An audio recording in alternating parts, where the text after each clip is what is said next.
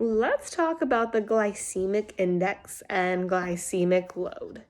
When it comes to the glycemic index, the lower the better. To understand what this is about, you need to know that carbs come in two forms, starch and sugar. Both kinds are made up from units of sugar. They differ only in the size and number of sugar molecules and function. Sugars are simple carbs that are composed of a single sugar, glucose or fructose, sucrose, or lactose. Starch is a complex carb made of glucose molecules linked together in long branching chains. Starch is what you get when you eat potatoes, rice, pasta, bread, crackers, cookies, and cakes. Starch is like a gel. When you eat starch, digestive enzymes in your small intestine attack the gel by breaking up the molecules into smaller and smaller pieces until it is just one molecule of glucose that you can easily absorb. Glucose is the primary fuel for your brain and muscles, and your body does everything it can to make sure that you have enough at all times. Once glucose is absorbed from the intestine into the bloodstream, blood glucose levels go up and you start secreting insulin to get the sugar where it needs to go. When too much glucose comes in at once, your body gets overwhelmed and creates too much insulin, and then your blood sugar drops too much, your muscle glucose storage gets full, and what's left over turns into fat. Fiber slows down the absorption of glucose, which is why a diet high in fiber will keep those problems at bay. The glycemic load considers the total amount of rapidly absorbable carb in the food you eat, as well as the glycemic index of that food, because it takes the quantity of food into consideration. The glycemic load is the factor that counts. To avoid fruits and veggies because they may have a high glycemic index makes no sense. Their glycemic load is low, and that's what really matters. The glycemic index alerts you to things that happen when you eat food with a low glycemic load. Fruits, veggies, whole grains, lean meats and fish, and low-fat dairy. Exactly the foods recommended for good health, whole foods.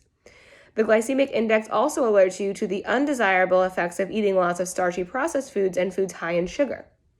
Sucrose and corn sweeteners both end up as glucose and fructose in the body and are both rapidly absorbed forms of carbs. Also, both are common constituents of junk foods and add non-nutritious calories to the diet.